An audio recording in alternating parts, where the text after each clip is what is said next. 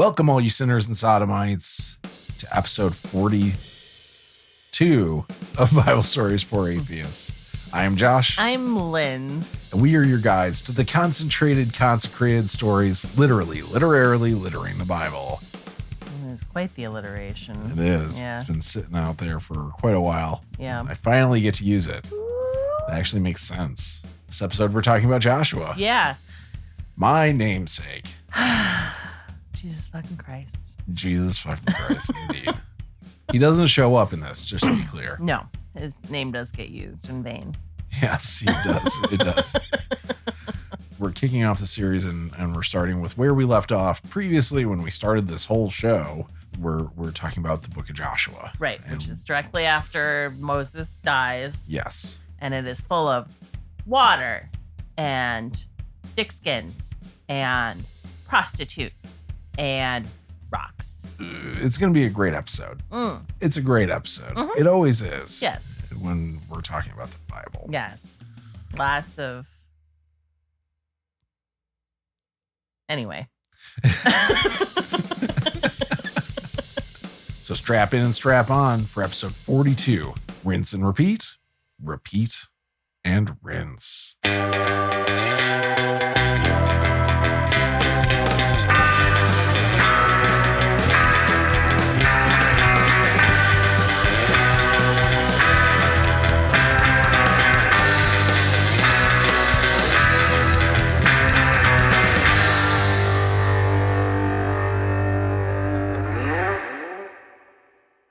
Your desk is very dusty. Yeah, I need to clean this, bitch. This is the bitch, not you. That wasn't like a comma, bitch. I know. Just to be clear. I would have gotten a way different reaction from me if I thought you just called me a bitch. Yeah. Be a weird thing to get What'd aggressive you call about. me? I need to clean this, bitch. So we're kicking in. We're kicking in the door right into Joshua. right into the book of Joshua. Kicking down the door of Deuteronomy and into the door of the book of Joshua. Anyway, Okay. just as a, let's just get into it. So to recap, because it's been quite a while, it was episode 9, really was the last time we left off with Moses. Okay.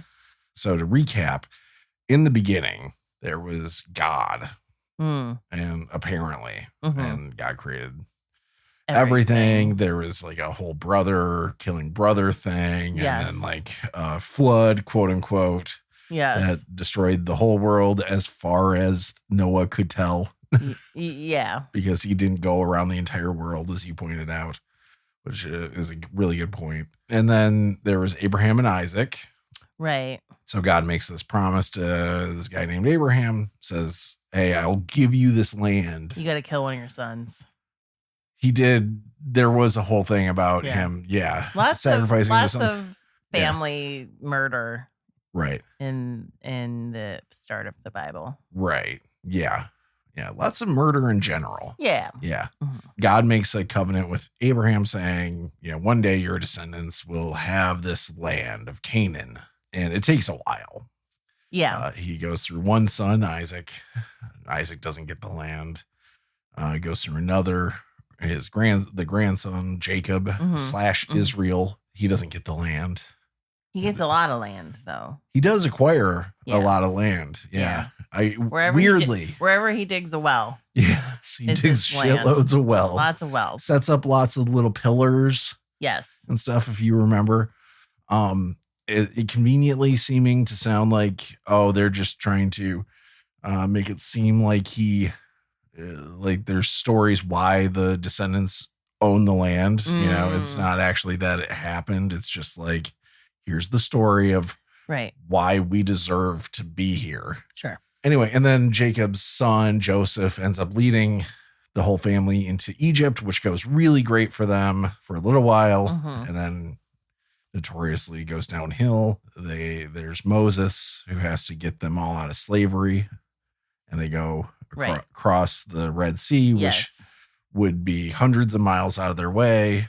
So if they actually cross the Red Sea, so they most likely just cross the Suez Canal. Right. Is what actually would have happened. Yes. And as we know, you don't really have to park the waters there. Sometimes it No. gets really shallow. Yeah. God sent this cruise ship, not cruise ship, this cargo ship, ocean liner, Evergreen, to block the Suez Canal so that they could cross. Yeah. There's the 10 Commandments and Mount Sinai and wandering the desert for 40 years. And food coming from the sky. Manna. Yes. And we get this one part.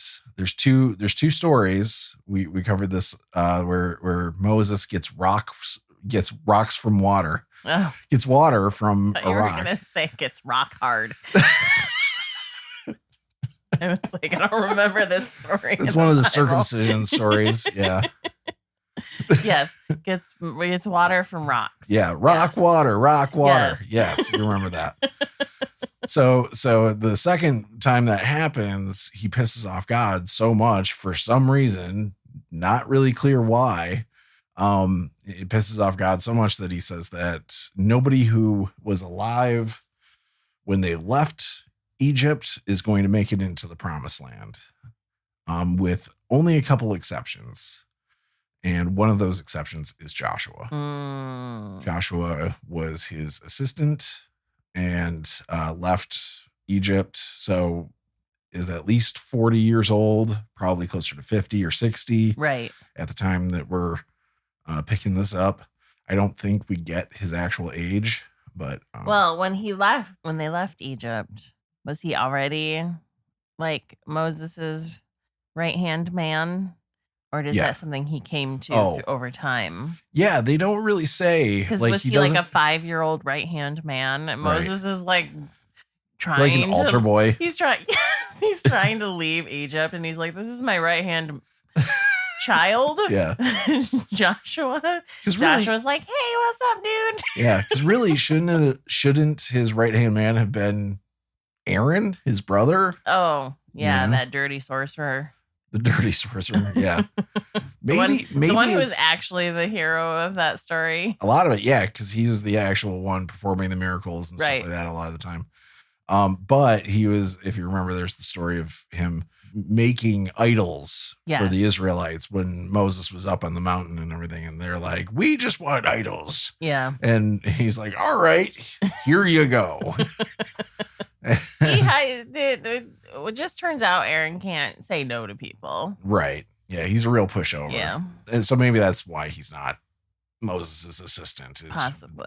That was the falling out. Anyway, so that's kind of where we left off. Also, see the re-released episode of episode 10 that we released 2 weeks ago. So that covers some really interesting stuff about the documentary hypothesis, how there's different versions of the same stories that somebody combined together to make what people think is a cohesive story of Genesis and Exodus and, the first 5 books of the Bible. Likely those were compiled by Ezra 1,000 years after the events supposedly happened. There's no archaeological evidence of Exodus. That's one thing we covered in there. Archaeological evidence that Egypt was actually occupying the land of Canaan, what becomes Israel, during the time that, like in the Bible, it doesn't mention any of that, that Egypt was actually there. And then there's drought and famine and fighting that came around 700 something BCE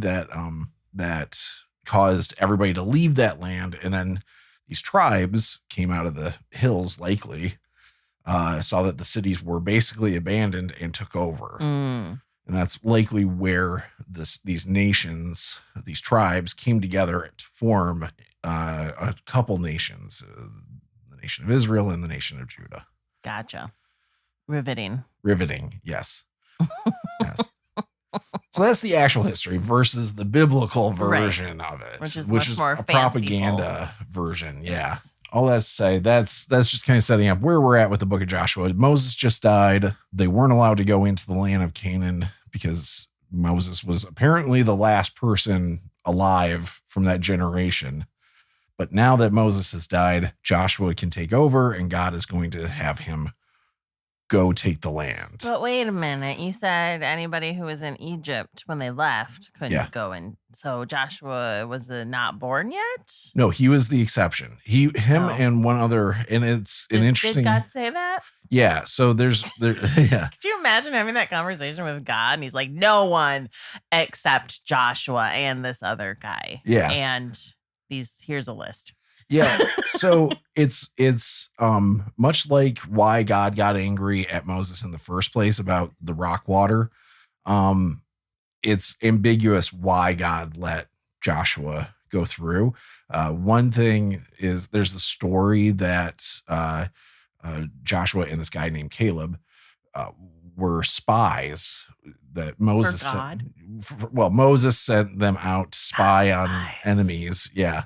And because of them doing that, they were Caleb specifically was allowed to enter the promised land, right? Caleb specifically was. They did not see Joshua, but Joshua was allowed to.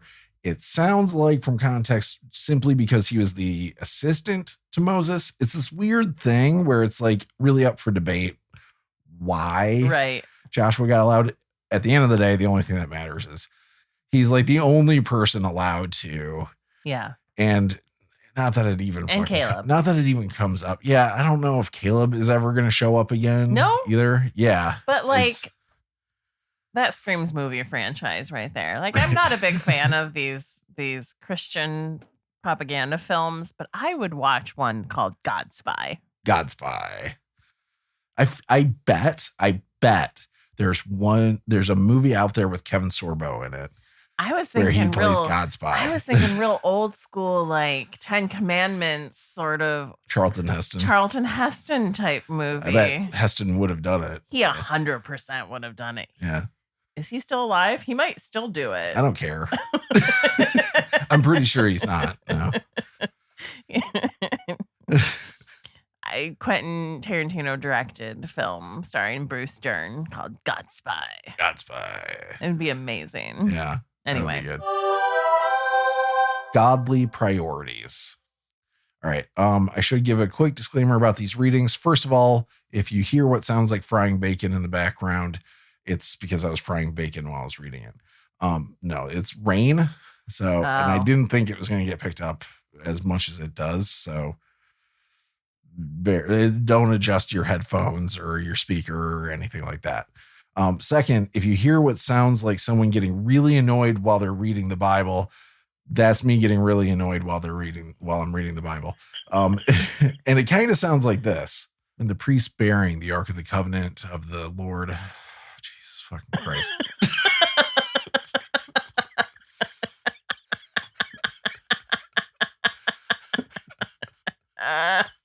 There was so much of that. I'm so glad you played that for everybody because that's how Josh sounds most days. It's not just reading the Bible. No. It's just getting through life. Yes. Yeah, that's fair. So this it's okay. Just picturing literally every time I say something.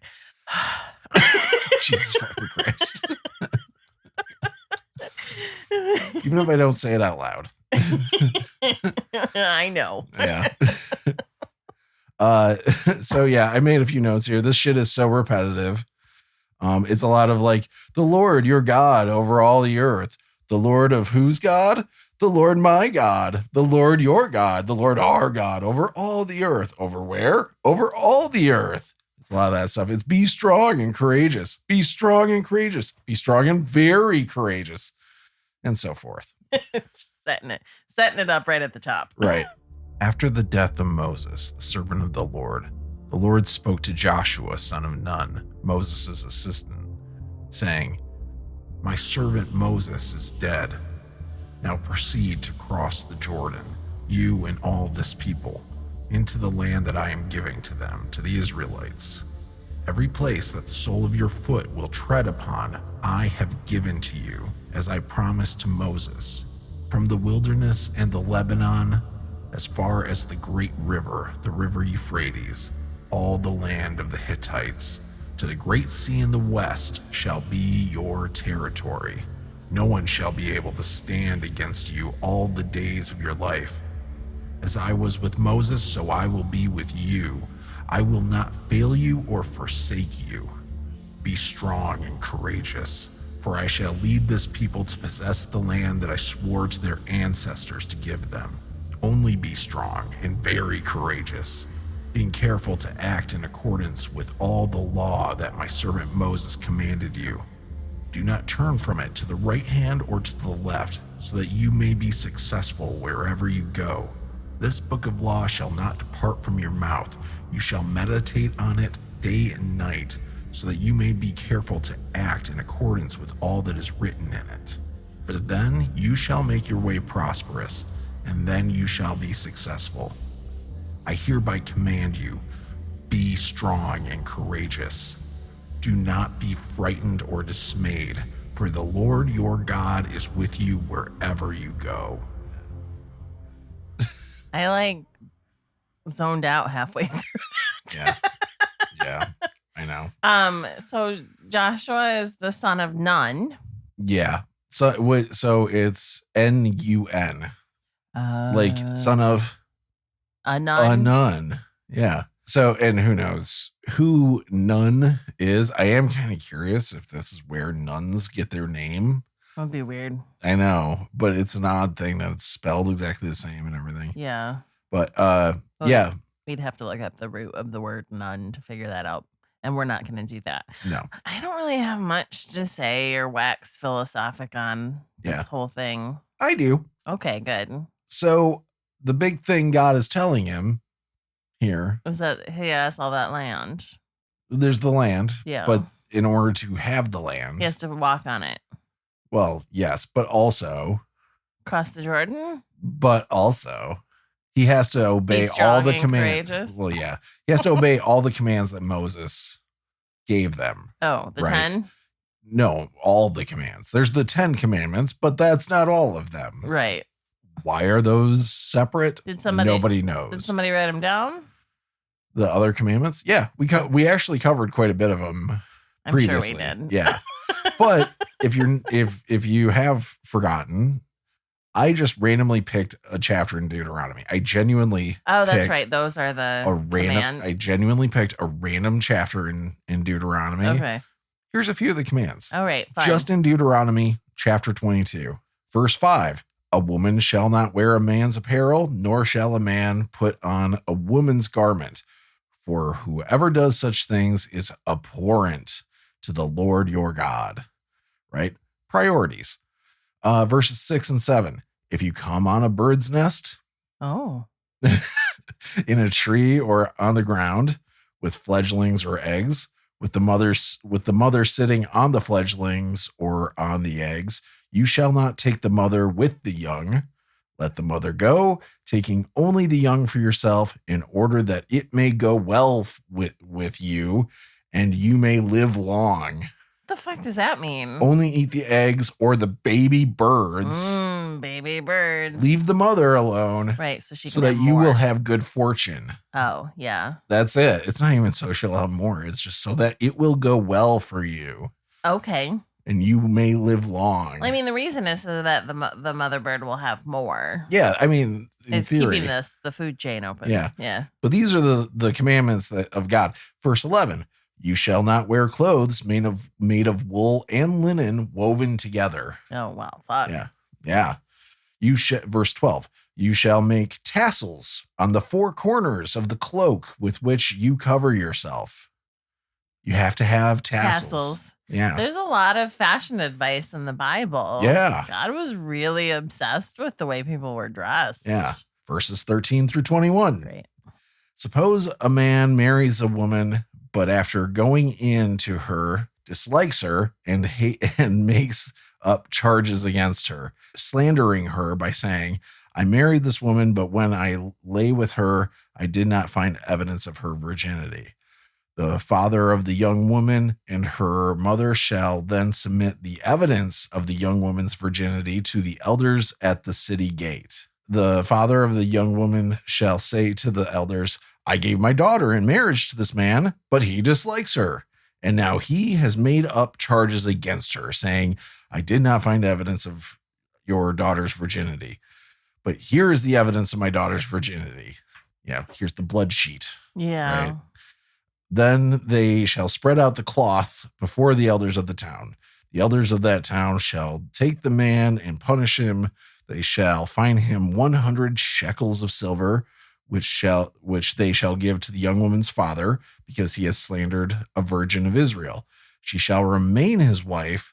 He shall not be permitted to divorce her as long as he lives. If, however, this charge is true, that evidence of the young woman's virginity was not found, then they shall bring the young woman out to the entrance of her father's house, and the men of her town shall stone her to death, because she committed a disgraceful act in Israel by prostituting herself in her father's house. So you shall purge the evil from your midst. I like how, because she didn't bleed when she had sex, she's all of a sudden a prostitute. Yes. Yep. It's not that, some dude raped her one day, or I don't know, she just likes to bone. Right.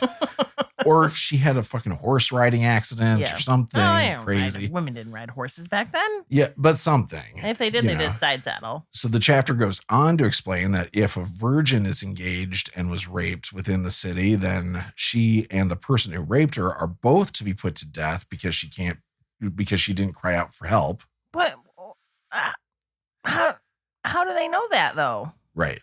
How do they know she didn't cry out for help? Well, nobody heard her. Was he just raping her in the middle of a busy fucking intersection? So they assume since nobody heard her cry out for help, that she must have consented to it.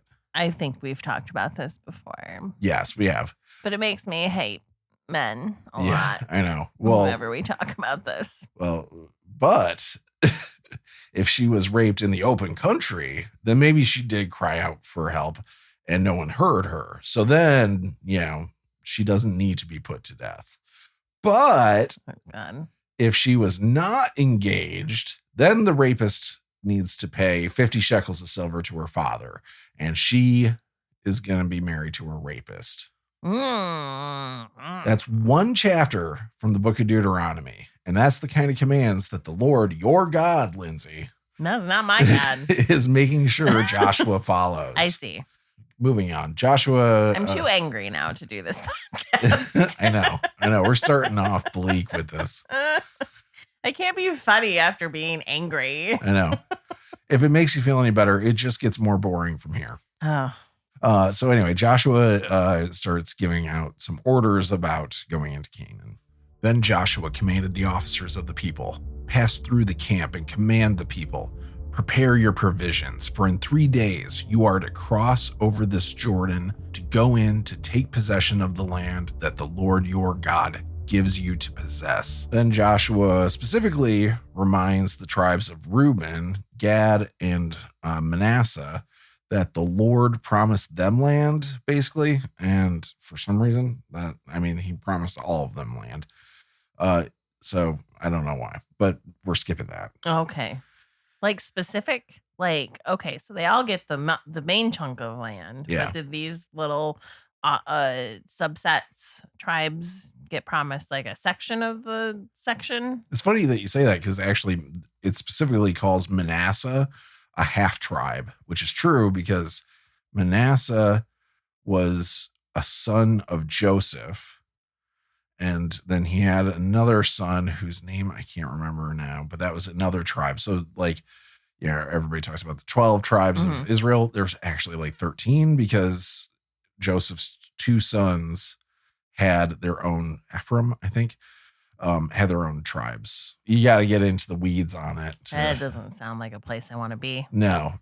So and what's interesting is at the end of this book, it's not interesting at all, actually. But at the end of this book, they do. It's interesting if you're a fucking nerd like me. Yeah. When you get to the end of this book, they do go into great detail about who gets what land, right? Which tribes get what land. They divvy it all up, and it would be really boring to figure out to see if they get like half the proportion of the other land and stuff. But I'm pretty sure it's not going to be that straightforward. Yeah. Anyway, so okay. Joshua continues. They answered Joshua, all that you have commanded us we will do, and wherever you send us we will go. Just as we obeyed Moses in all things, so we will obey you. Only may the Lord your God be with you as he was with Moses. Whoever rebels against your orders and disobeys your words, whatever you command, shall be put to death. Only be strong and courageous. But hold on. Because if I recall correctly, Moses had a real hard time getting people to listen to him. That's true. He was constantly like, I leave for 5 minutes and you're all pagans again? Yeah. And like they kept bitching about food and shit like that. Like they were constantly threatening to like go back or start worshiping. We were better off in Egypt. Yes. Yeah, they constantly kept saying that. It's real funny that they're like, we'll obey you like we obeyed him. And if I were Joshua, I'd be like, maybe like a better job than you're that. doing better than that. Spies like us. So this is Joshua 2. Then Joshua, son of Nun, sent 2 men secretly from Shittim as spies, saying, go, view the land, especially Jericho. So they went and entered the house of a prostitute, whose name was Rahab, and spent the night there. That was a very dramatic end to that non-story. I just love. There's more to it. Okay. There's just. I just love the first thing they do. They go to a prostitute. And they spend the night. It's just, and they don't say anything about them sleeping with the prostitute, right, or anything like that.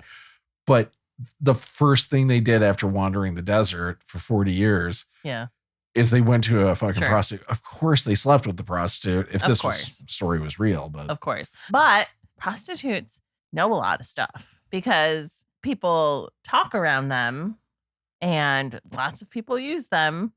So therefore, they hear stuff, and people don't think that they need to like be careful around a prostitute. But really, they're taking all the information in. They're an excellent all the information, all of it.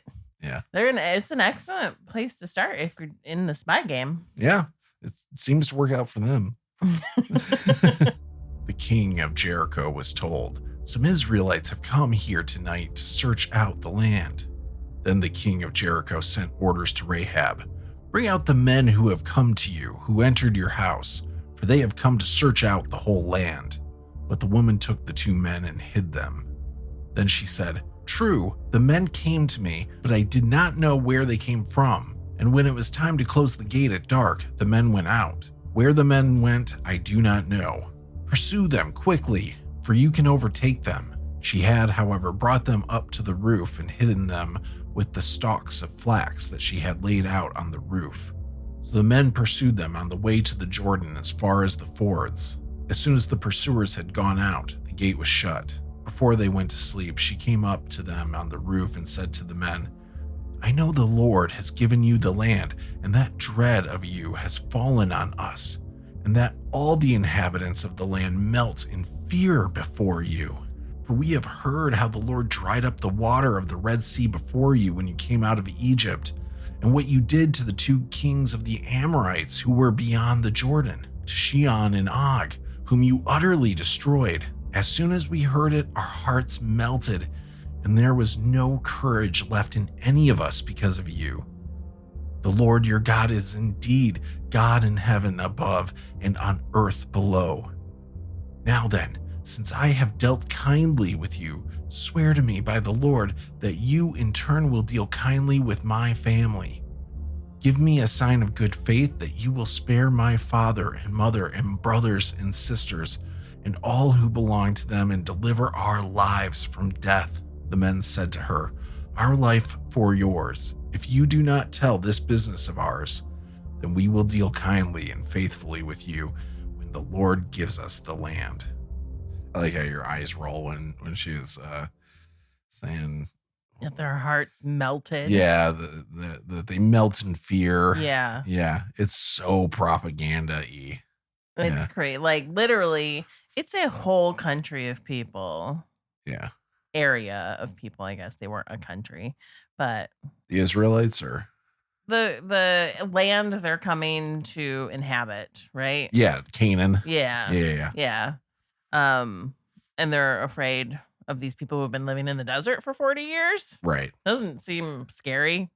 Yeah, so to me. So when we went through the book of Numbers, we did talk about them like conquering some kingdoms. Like you remember the story of Balaam? Yes. And everything that was in the book of Numbers while they were wandering the desert, right? So stuff like that, in theory, according to this, is like getting to except they were eating food that fell from the sky and licking rocks for water. Yeah, so my guess is they weren't strong enough to overtake a whole land from people. Well, no. In actuality, right. No. I also liked how you kind of whispered that whole thing, like like they were on the roof and nobody could hear them, so you were like kind of whisper talking the whole thing. Oh, in the reading? Yeah. Oh, I didn't even notice I did that.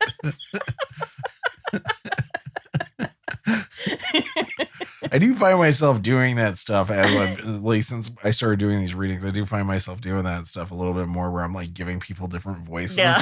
And I don't mean to. I just notice myself doing it. That's funny. Yeah. Yeah. So, okay. I mean, she's doing what she's got to do for her family, I guess. Right. Yeah. It's just weird that like everybody, I mean, the king doesn't seem overly concerned. He sent people after them. Right. So when she's like, we're all melted in fear. Right. Yeah. It's a weird state to be in. Melted with fear. What does that even mean?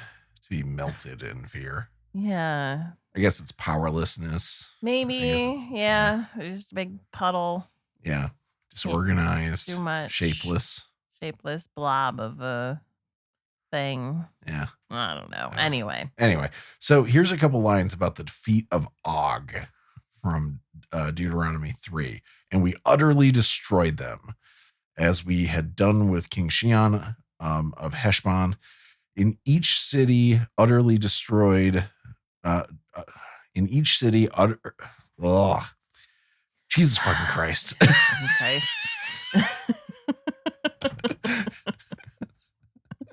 I should have just pre-recorded this part too. In each city, utterly destroying men, women, and children. All but the livestock. But all the livestock and the plunder of the towns we kept as spoils for ourselves. So under God's direction, they were just going around committing genocide. Yeah. Everybody. Yep. They care about those babies, don't they? Yeah.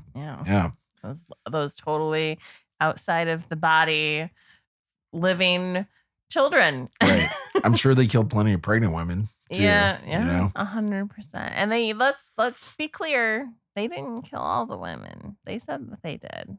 No. That's another thing that's interesting about this is like I was watching a lot of Christian videos around explanations around the story of Joshua and stuff like that. And one of the things that comes up when it comes to them talking about wiping out all the women and children of a land, they'll then point to verses suggesting that those people are still there, like later on, that there's still these people around and everything. And they're like, see, this was just propaganda. They weren't actually killing everybody. So God is therefore not okay with killing children. Oh, that's just them admitting that the Bible's propaganda. Exactly. What the fuck? Yeah, exactly. That's the thing. What is wrong with people? Yeah, but the Bible is perfect. So Rahab helps the prostitute helps them sneak out of the city. She tells them to go into the hills and hide there for 3 days before continuing on. They tell her that she needs to tie a red cord in her window and keep her family inside when the invasion starts, or they're not responsible for what happens to her family and her, basically, right? So right. They need to be inside with a red cord tied to the window. Yeah, as a signal to say this is somebody. Well, if we know anything about people, when they're told to stay inside, the first thing they want to do is not be inside. Right. So that's not going to work. Yeah. I think it's fine for her ultimately, but I'm sure it is. But yeah. Her dad was definitely like, this isn't real. This isn't real. I'm going to go out there. Everything's fine. This isn't I won't real. die. Yeah. It's that weird box those people are carrying. It's the Ark of the Covenant. Don't look inside. Right. When the 3 days are done, they just go back to Joshua and report on all of it. So I guess the only detail Joshua needed was where's the closest prostitute. Right. It's what it sure fucking seems like if you read this. Yeah. Like they went into town. Yeah. First thing they did, prostitute. Yep. End of mission. King found out about it immediately somehow. Which is weird. No explanation for that. That he just found out they came in and went to the prostitute. Yep. And then he sent for the prostitute. And she was like, I don't know, they left. They went that way. Yeah. Basically. Right. And they're like, all right. So then they hid on a rooftop and then in the hills. But maybe when they were hidden on the rooftop and in the hills, they got like a peek at what the layout of the city is, or like the movements of soldiers. I mean, that's what spies are supposed to do, right? They're supposed to like track like the guards change shifts at this time. Right. And their route goes here, here, here, here, here. And here's where the prostitute lives. Yeah. Don't kill her. She put a red cord in the window. Right.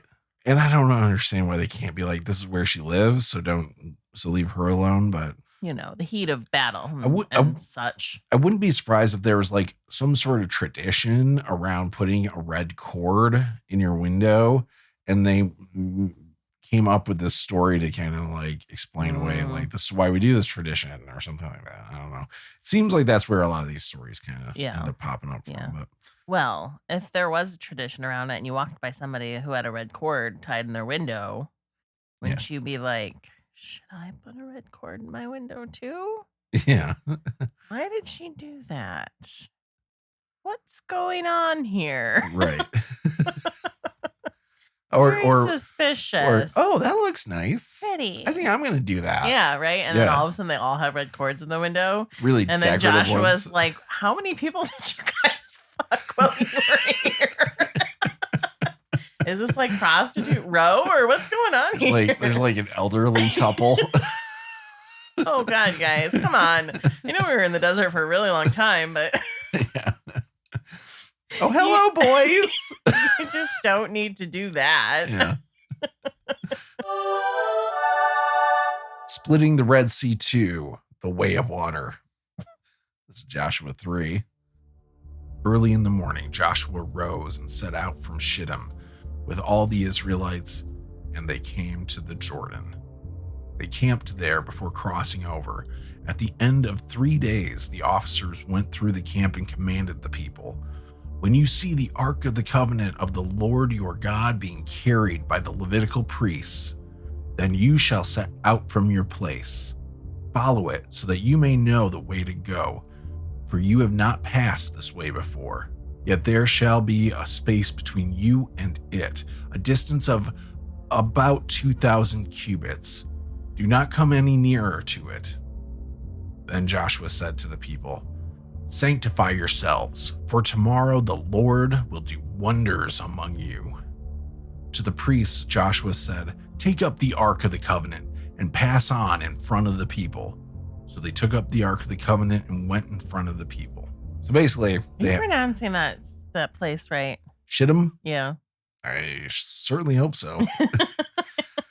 Okay. I don't know. Maybe it's shit time.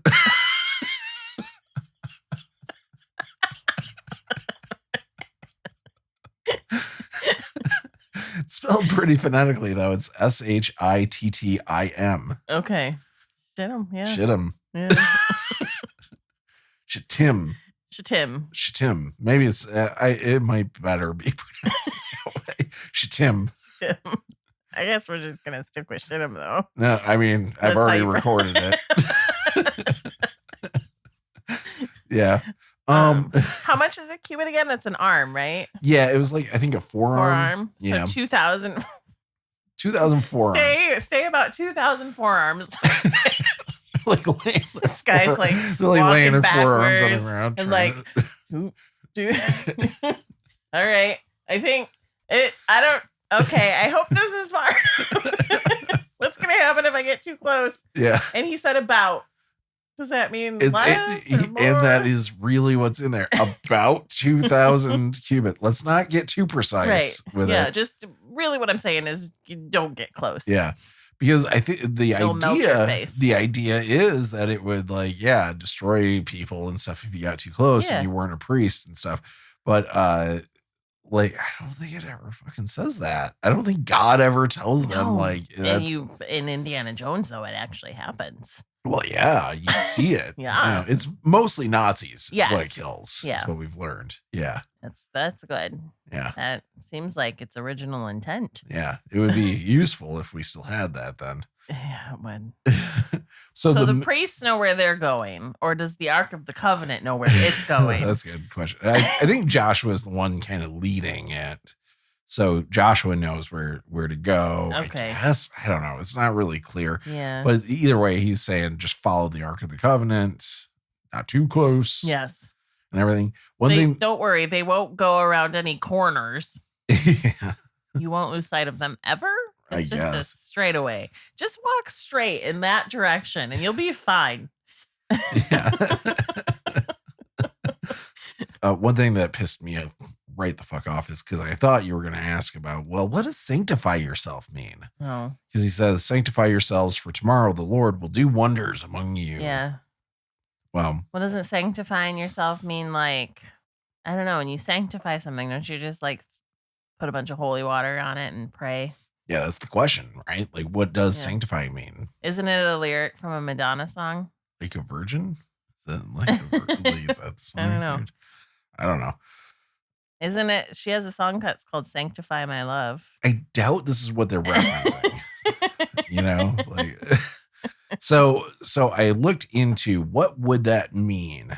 Like what? So Joshua's telling these people to sanctify themselves. Mm-hmm.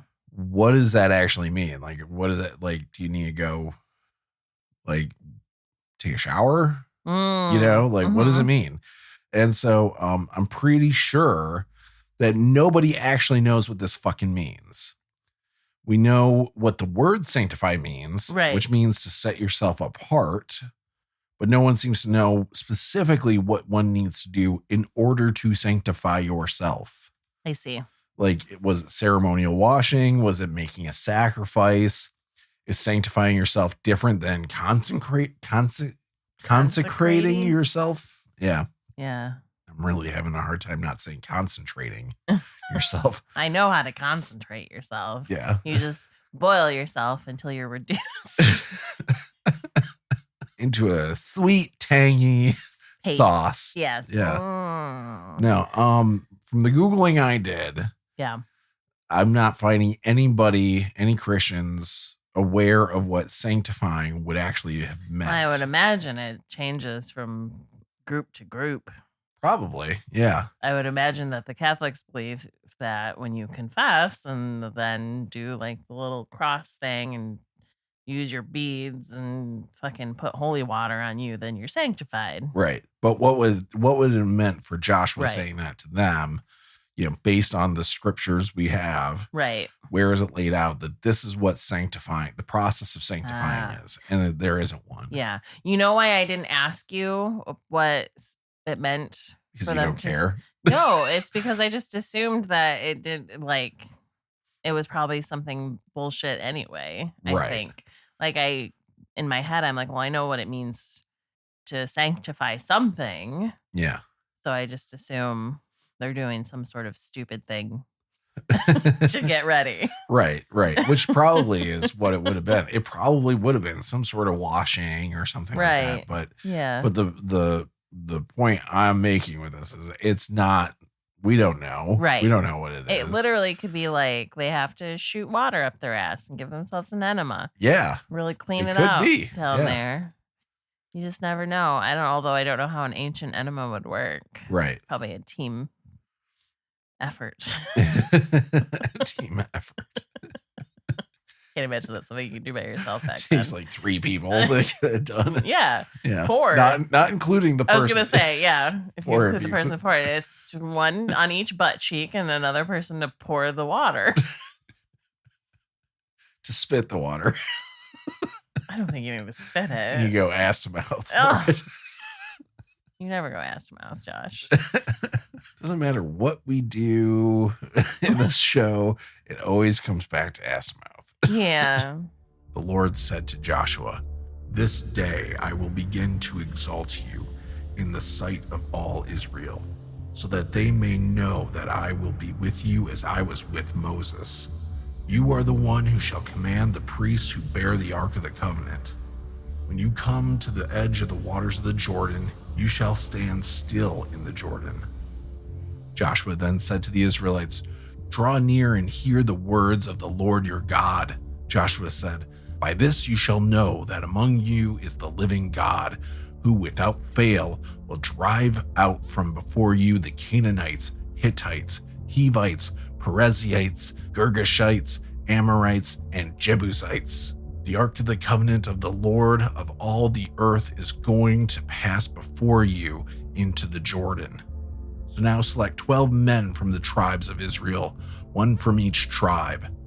When the soles of the feet of the priests who bear the Ark of the Lord of all the earth, come to rest in the waters of the Jordan, the waters of the Jordan flowing from above shall be cut off. They shall stand in a single heap." What will stand in a single heap? The water. So another heap water? Yeah. So in the New Living Translation, I checked another translation. In the New Living Translation, it translated this as into a wall. Like, so it creates a wall of water. Well, that's a much better translation than a heap. Right. Heap of water. Yeah. Okay, so the water's gonna be parted again. But unlike in the Moses story where they make it sound like Moses parted the seas. Yeah. This one, it's just God. Yeah, it's God. It's the priests walking into the water. Yeah. Who cares? Yeah, well, it's just, but yeah, it's just interesting because you hear, like, again, it's one of those stories like Jonah, where, like, as a non-religious person, I know the story of Moses parting the Red Sea. Mm-hmm. It's used as a fucking euphemism for any time anybody wants to part something. Yeah. Right? Like, parted the crowd, like Moses parted the Red Sea, bullshit like that. Right. But it happens again. Another body of water gets parted. Yep. And it's the sequel to it. It makes it feel, well, yeah, I got that from your title. Thanks for that, though. You're welcome. But it makes it feel... It's an Avatar reference. Okay. Sorry. That you haven't even seen. No. You're just playing to the zeitgeist of the time. Right. It makes it feel less special that Moses parted the Red Sea. Yeah. And I wouldn't be surprised if there was some sort of behind the scenes thing, again, going off of everything I learned from when we covered in episode 10. I wouldn't be surprised if there was some sort of behind the scenes thing where they wanted to lift up Joshua, to give him more credence to similar to Moses. Right. They wanted to diminish Moses a little bit. And so this story works its way in. And not to shit on Moses, because I know people don't like it when you do that. Although I feel like that is kind of how this whole podcast started. It is kind of, yeah. Actually, like, the further we get into these stories and the more I know about that story and how his brother did a lot of stuff, it doesn't feel like he's that important. Yeah. I mean, really. Yeah. He spent a lot of time, like, I guess he got him out of Egypt, right? Mm-hmm. But his brother did a lot of that work. But that's like the combined stories, you know, where like there's that group of Aaronoid, if I remember correctly, that's how you would pronounce it, Aaronoid priests. One's descended from Aaron, and then there's the Mosaic priests descended from Moses. And those two had warring ideals, right? Different denominations of being priests. And so they were both trying to get different stories in holy stories or they both wrote their own versions of these holy stories. One that focused more on Aaron, one that focused more on Moses. And so when you combine those together, you get this weird thing where it's like they're vying for superiority and it's very confusing. Yeah. So, and what I was trying to say with that is, so if you were growing up back then and you were living around the Mosaic priests, you would have had a very strong narrative about Moses, right? And then if you were living around Aaron priests, you would have had a very strong narrative. I see. The story you had been hearing would have been more, okay. Yeah. But the stuff that Moses did, now other people are doing. Yeah. Joshua is, yeah. So, and Joshua doesn't have to go up to a mountain to talk to God. God just talks to him right then and there. He doesn't need his own little private tent. Yeah. Well, he does still have that tent. Does he? Yeah. Okay. They're not really talking about it, but the tabernacle is a thing. Okay. So he still goes in there to talk to God. Is that where God's talking to him, I guess? In theory, it's not specifically said. Okay. But one could assume that's where he goes to talk to God. Yeah. Okay. I was just thinking that like God was direct beaming into his brain. Yeah. This conversation. I don't know why God wouldn't. Moses needed a special place. A time to commune with God. Right. It just makes it feel less important. Yeah. And you remember there was the whole pillar of smoke or pillar of fire that God would come and be that pillar of smoke and fire and stuff and talk to Moses that way. Right. Stuff like that. We don't really get that so far, at least with Joshua. It just makes it feel like Moses needed this show from God in order to I don't know. We need a fireworks show just to keep these people from descending back into paganism. Yeah.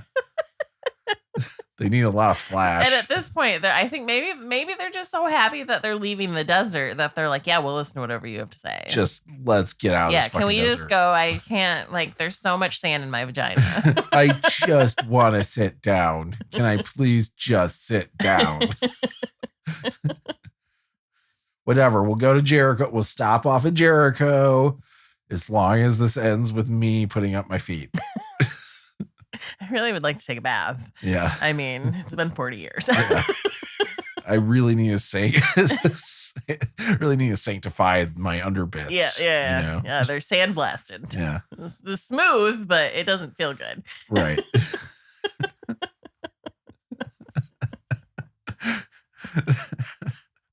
They're smooth but dry. Yeah. Itchy. Yeah.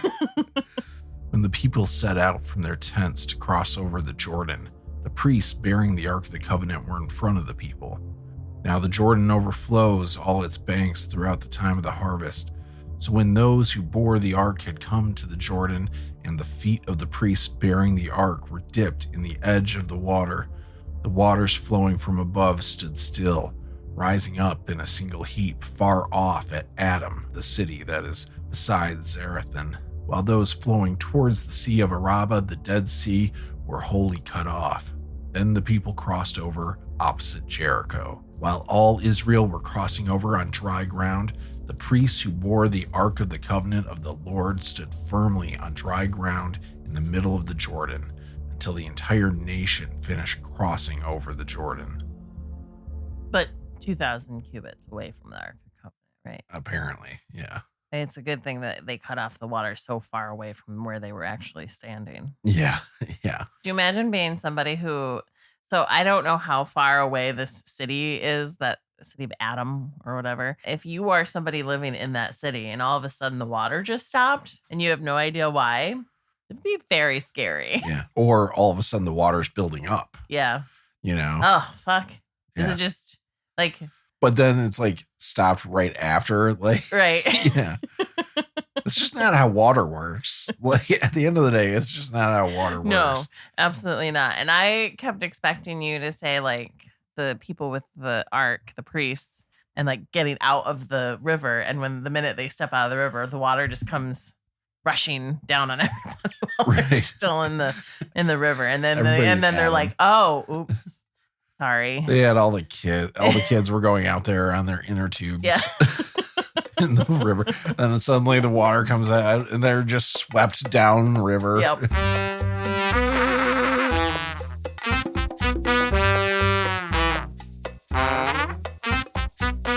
Josh, it's Friday night again, and I'm not going to sit here staring at my phone while you read the Bible and take notes like a fucking nutcase.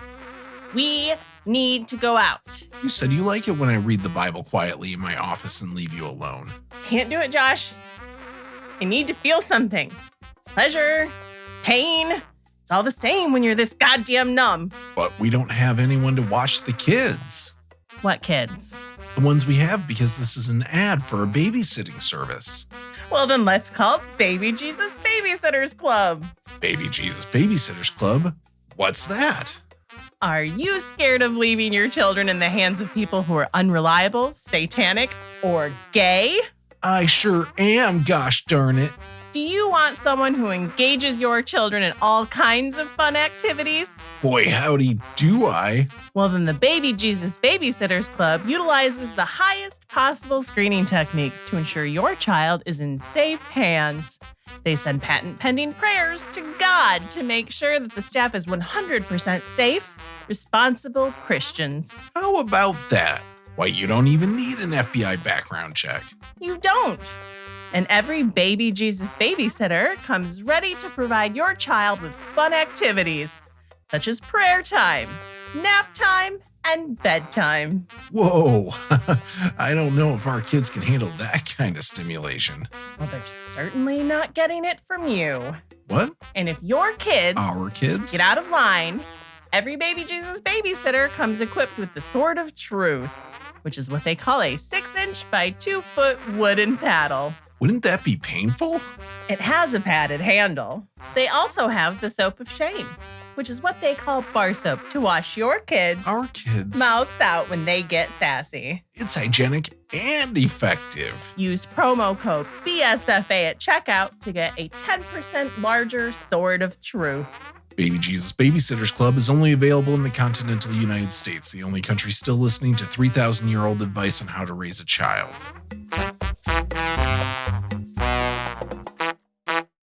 Getting stoned down by the river. When the entire nation had finished crossing over the Jordan, the Lord said to Joshua, "Select 12 men from the people, one from each tribe, and command them, take 12 stones from here out to the middle of the Jordan, from the place where the priest's feet stood.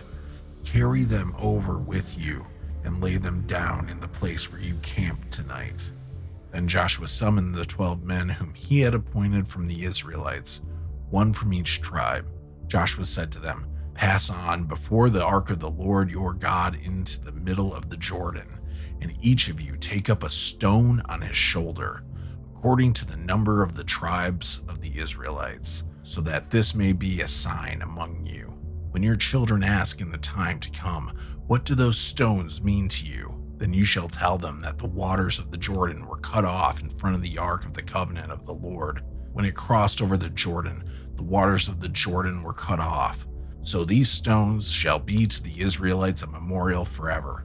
The Israelites did as Joshua commanded. They took up the 12 stones out of the middle of the Jordan, according to the number of the tribes of the Israelites, as the Lord had told Joshua, carried them over with them to the place where they camped, and laid them down there. Joshua set up 12 stones in the middle of the Jordan, in the place where the feet of the priests bearing the Ark of the Covenant had stood, and they are there to this day. Are they? Apparently. Okay, wait. I'm just, okay. So. Yeah, I know. So they took 12 stones from the river. Yeah. And took them with them. I guess, yeah. And they sounded like they were substantial in size since they were instructed to carry them on their shoulders. Right. So they're not perching tiny little pebbles on their shoulders and walking. That's what I would have done. You didn't say what size they had to be. Right. But then he took... Just make a big... It's like the size of your fist. And you're like, But then he took 12 stones and put them in the middle. And then he just put it on the top of the pile. Sorry. Anyway, yeah. But he also put 12 stones in the middle of the river. But isn't that where they got the stones from? It's all very fucking confusing. So first of all, the last line where it says that Joshua set up 12 stones in the middle of the Jordan, all that's a parenthetical for some reason. It's just in parentheses there. What God says is to get 12 men, have them take up 12 stones from here out of the middle of the Jordan, from the place where the priest's feet stood, and carry them over with you and lay them down in the place where you camp tonight. But then Joshua seems to pick up 12 stones and put them back, I guess. Where the feet of the priests were? Right. Yeah. So they did take those 12 stones, and we will see they set them up later where they camp. But then also it sounds like he set up more stones in the middle of the river. Okay. So it sure sounds like to me, by Jericho in the middle of the Jordan River, there was a pile of stones there back then. And so they needed some explanation for that, I guess. Well, and they're like, the fact that they add and they're still there to this day. Yeah. Like you can go see them. But wasn't most of this Moses story written like it was happening? Like he was writing it while it was happening? Moses' story, yeah. But so we know that it was. Not like they say that Moses, it's tradition that Moses wrote those. Right. But it was never like written as if Moses was the one writing it. Like he was, if Moses was the one writing it, he was writing in the third person. Right. But the intention, my point is the intention was that it was being written as events were happening. That's not even like when you read it, you don't get that impression at all. It's only tradition that suggests that that's right. The case. That's what I'm saying. Yeah, I'm not saying that like in the Bible it says this is being like today. Right. Yeah. December 25th, 1952. Today we crossed the river. And I'm not saying that it was written like that. But they say on Christmas in 1952. Yeah. Random dates out of my mind.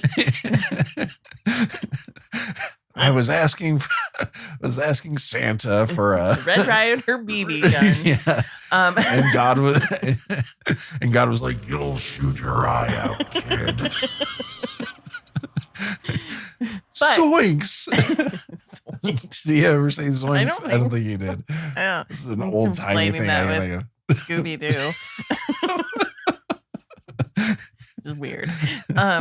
But you know, they say the royal I don't know who they are.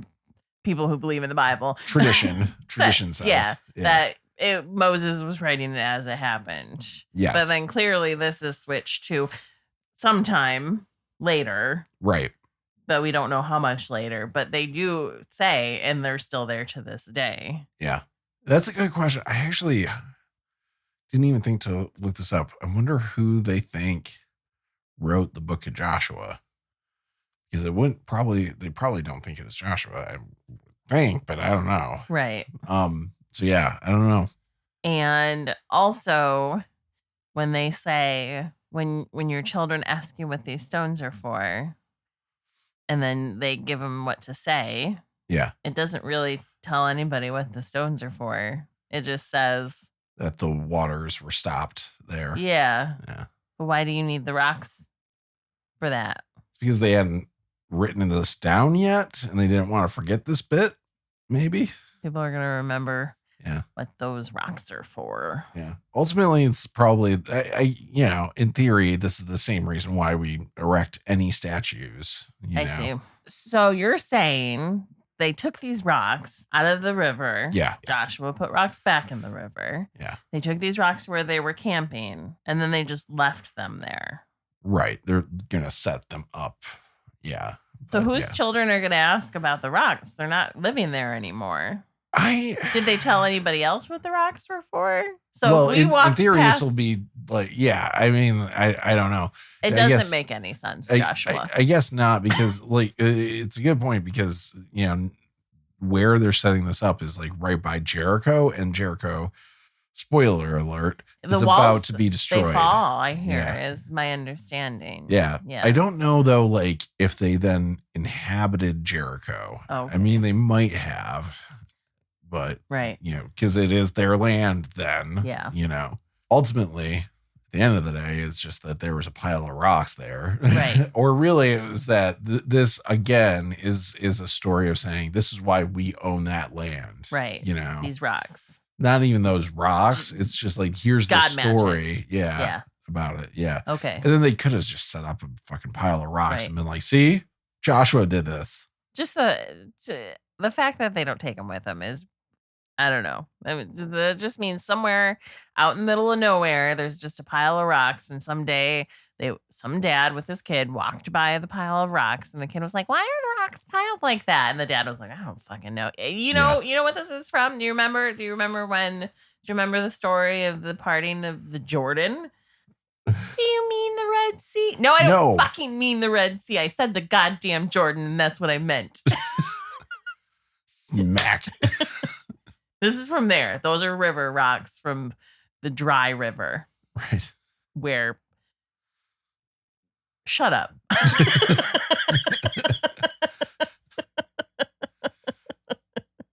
So I made a note here. If you need one simple fucking reason to know that the Bible is not perfect, it's this.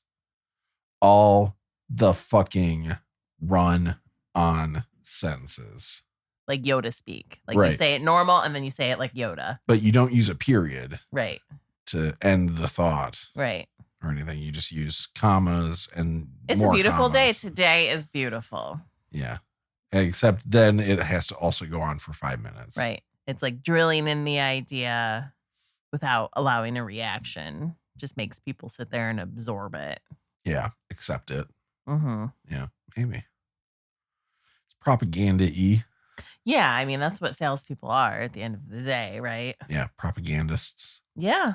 Yeah. I mean, really, they're selling an idea. There's a reason why a big thing in Silicon Valley for a while, it seems like this has died off, but I feel like in the mid 2000s, this was a big thing. It was calling yourself an evangelist for a company. Oh. It was basically if you were like in charge of doing Gross. PR and stuff like that for like Apple and stuff. You're an Apple evangelist. Yeah. That was like a thing. Yeah. I'm glad they got over that. Yeah. Yeah. I would be like, you're not calling me that. Right. Yeah. There's 8 million other words. They really were trying to like cultize corporate America. They don't need to help that along. No. Just look at the fucking gun industry. Yeah, and shit, it happens on its own. It doesn't need help. Yeah. Anywho, about 40,000 armed for war crossed over before the Lord to the plains of Jericho for battle. On that day, the Lord exalted Joshua in the sight of all Israel, and they stood in awe of him, as they stood in awe of Moses all the days of his life. The Lord said to Joshua, "Command the priests who bear the Ark of the Covenant to come up out of the Jordan." When the priests bearing the Ark of the Covenant of the Lord came up from the middle of the Jordan and the soles of the priests' feet touched dry ground, the waters of the Jordan returned to their place and overflowed all its banks as before. The people came up out of the Jordan on the 10th day of the first month, and they camped in Gilgal on the east border of Jericho. Those 12 stones that they had taken out of the Jordan, Joshua set up in Gilgal, saying to the Israelites, "When your children ask their parents in times to come, 'What do these stones mean?' then you shall let your children know, Israel crossed over the Jordan here on dry ground. For the Lord your God dried up the waters of the Jordan for you until you crossed over, as the Lord your God did to the Red Sea, which he dried up for us until we crossed over, so that all the peoples of the earth may know that the hand of the Lord is mighty, and so that you may fear the Lord your God forever."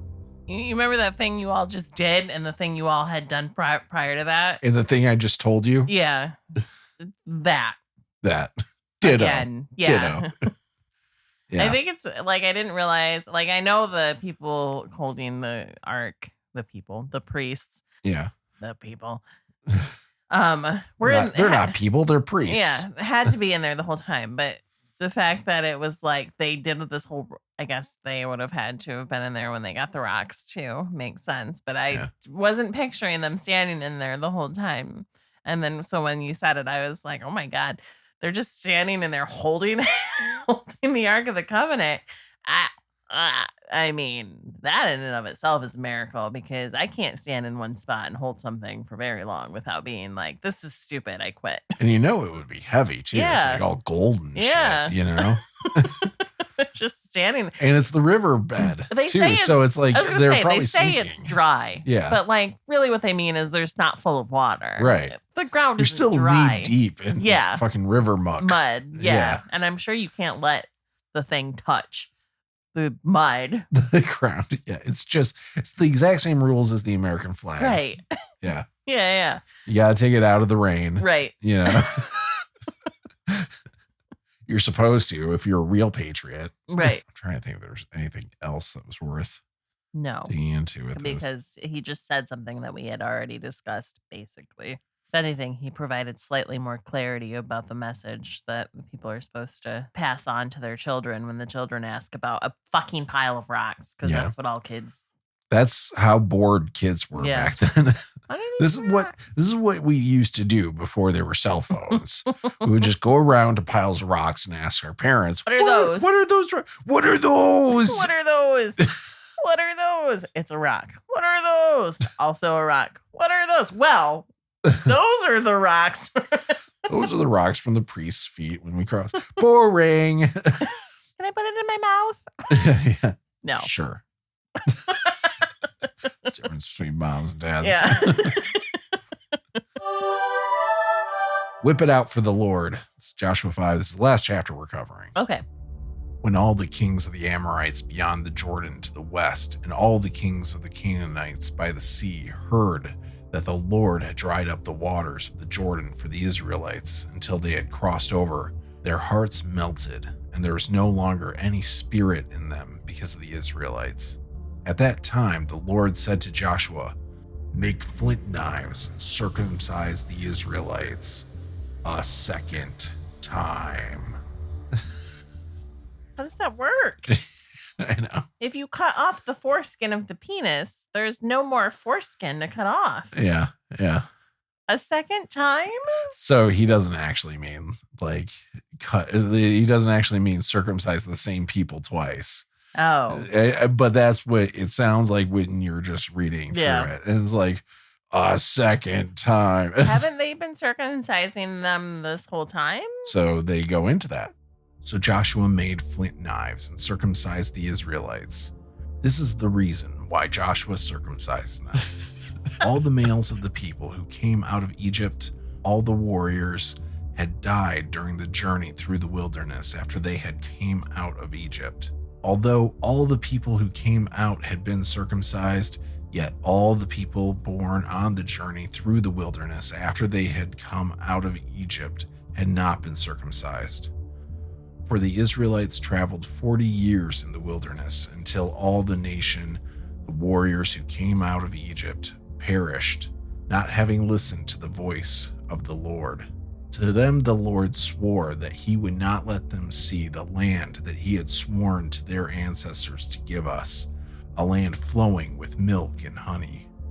So it was their children whom he raised up in their place that Joshua circumcised, for they were uncircumcised because they had not been circumcised on the way. Yeah, Jesus fucking Christ, am I right? Oh my gosh. We get it. All you had to say is like they were born and we didn't circumcise anybody in the desert. It strikes me, and I'm just now realizing this. I didn't even think of this when I was reading it or recording it, but it strikes me as somebody inserting something into the story that wasn't there when it was originally written. That this is why he has to do this.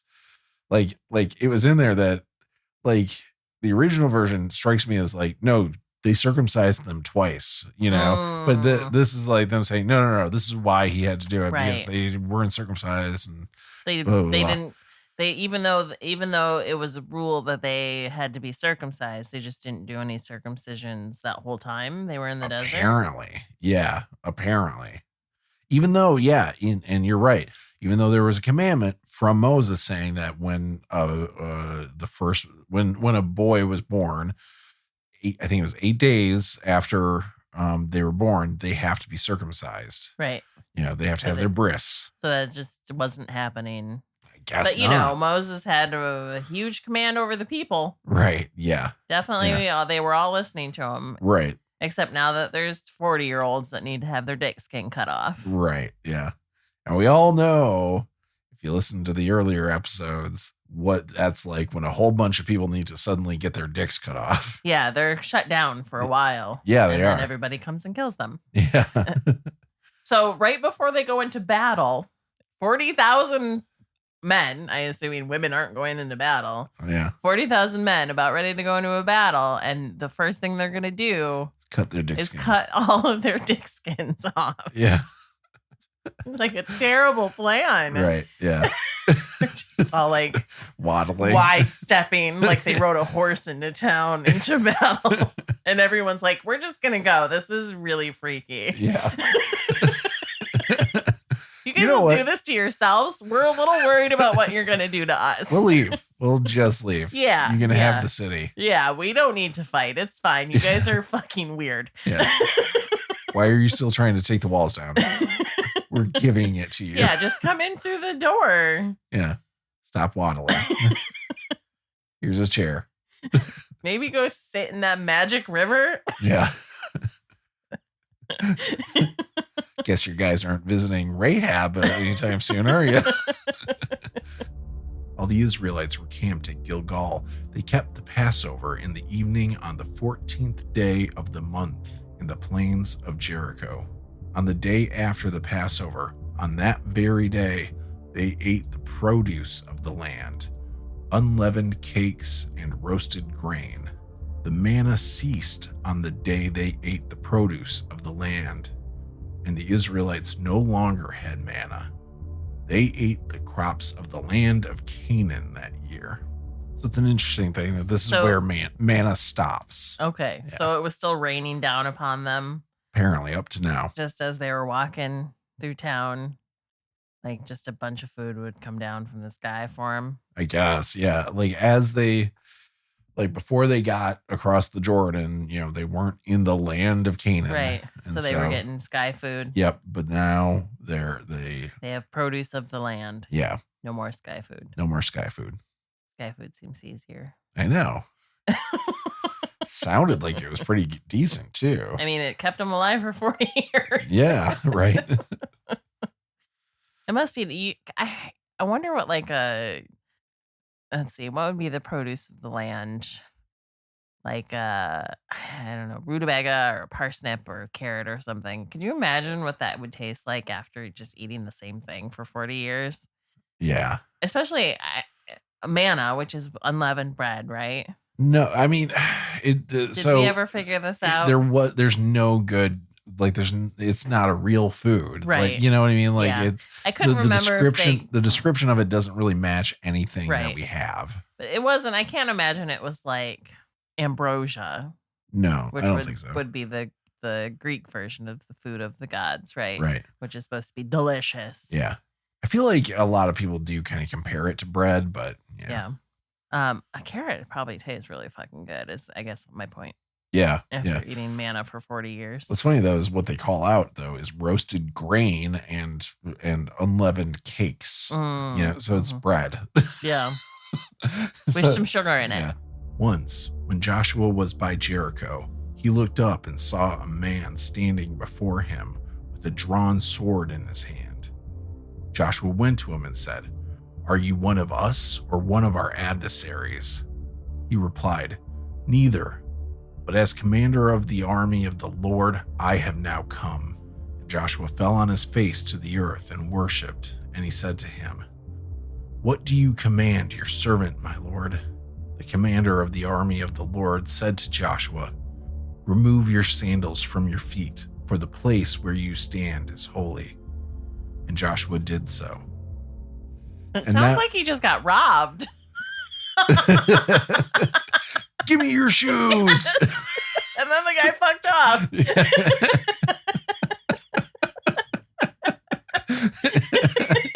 Or I'll stab you with this sword I found. I mean, what a better way to steal from a guy who you know is a holy guy to be like, I am the commander of the army of the Lord. Give me your fucking shoes. Yeah. The ground's holy. The ground's holy. Give me your shoes. What else do you want from? Where'd you go? Yeah. I'm gonna say the sentence that probably pisses off Linz more than any other. Never comes up again. What? Yeah, never comes up. Why? Again. Yeah.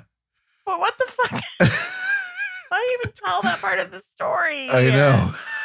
One day, when Joshua was standing outside Jericho, a dude showed up with a fucking sword. Yeah. And was the commander of the army of God. Was he an angel? That's the idea. Yeah. Okay. That's and told him to take off his shoes. This. Yeah. The end. Yeah. The end? The end. Yeah. It literally ends with, and Joshua did so.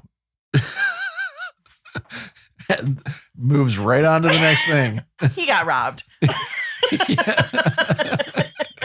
This is just like when Jacob wrestled that dude, and when the dude, when the dude dislocated his fucking leg, and still Jacob was wrestling him. He's finally like, "I'm God.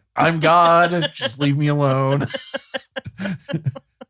You did well. Yeah. Your name is now Israel." Oh my goodness. I hate it when that shit. You're right. I know. It's such bullshit. I know. It's literally like Joshua got robbed. Yeah. By a guy who convinced him he was an angel. And everybody else was like, oh no, he just got robbed. Yeah. And Joshua was like, no. He was a commander in the army of the fucking Lord, you guys. What am I supposed to do? He said the ground was holy. Well, why did he take your shoes and leave? I mean, the ground is holy, you guys. No one of us, everyone take off your shoes. We walk barefoot. Nobody gets to have shoes now. No, barefoot. Barefoot from now on. Yeah. This ground is holy. Right. I didn't get robbed.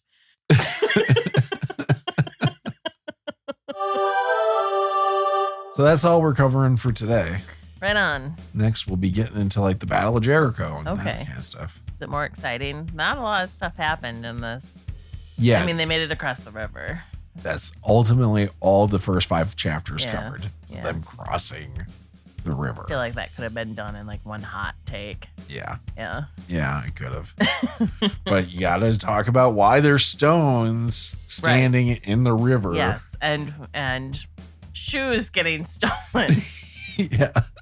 And eating produce of the land. It's really weird, though. And guys seeing a prostitute and doing zero spy work, actually. It must be like in the next chapter, because I could have sworn they had something about the Israelites recovering from getting circumcised a second time. Yeah. But they didn't have it in here, so it must be in the next chapter. Like, if you were the king of Jericho. Yeah. And like, if he knows that 2 dudes showed up to a prostitute's house, he knows that 40,000 men just cut off their dick skin by the river. Why wouldn't you just take that opportunity to attack? The visual that you put in my head. It's a pile of dicks. A heap? Yeah. It's a heap. That's an actual heap. Yeah. They had a heap in of a dick single skin heap of dick skin. like, there's no way he does not notice all this dick skin around. When your children walk by and ask, what is this? You say, this is where 40,000 Israelites cut off their dick skin.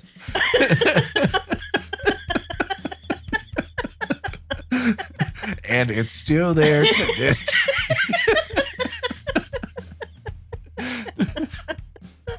I think it will get a little bit more interesting once we get into the battles and everything, but then it gets less interesting once we get into the divvying up the territories, which I'm planning on skipping a lot. Okay, good.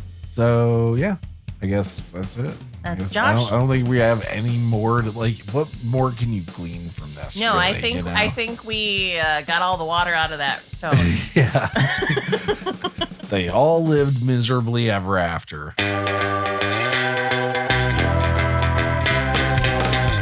Thank you so much for checking out our podcast. Help us share the good news by sending this to a friend or leaving a review to help others find us. And if you want to support us with a donation, you can do that on our website at bsfa.cc.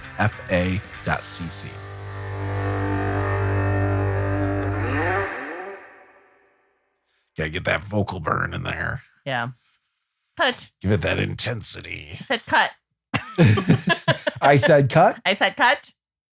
Print.